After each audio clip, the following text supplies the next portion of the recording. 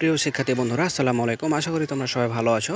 তো আজকে আমি তোমাদের ষষ্ঠ শ্রেণীর বাংলা যে অর্থ বুঝে বাক্য লেখে অধ্যায়টি রয়েছে, তারই যে নমুনা আর্ট রয়েছে, আমরা 36 পৃষ্ঠায় দেখতে পাচ্ছি। সেটাতে একটা ছক রয়েছে, দেখতে পাচ্ছ, যে মনের আবেগে হঠাৎ করে কিছু শব্দ আমরা উচ্চারণ করে থাকি। উপরের অনুচ্ছেদ থেকে এ ধরনের শব্দ খুঁজে বের করে এবং তার নিচের খালি জায়গায় লিখো।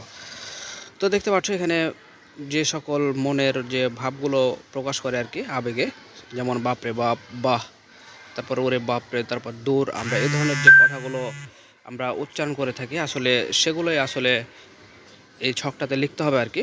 তো চলে যাই, আর কথা না বলে আমরা শুরু করি।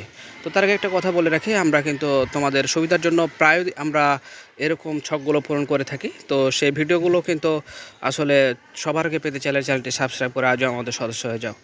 তো চলে যাওয়ার কথা না বলে শুরু করি। তো দেখতে পাচ্ছ তোমাদের জন্য উত্তরগুলো রেডি করে দিয়েছি। তো দেখতে পাচ্ছ প্রথমে একটি শব্দ ব্যবহার করা হয়েছে, আহ। এরপর আমরা দেখতে পাচ্ছি দারুণ, বাহ, সাব্বাস। এরপর দেখতে পাচ্ছি আহ।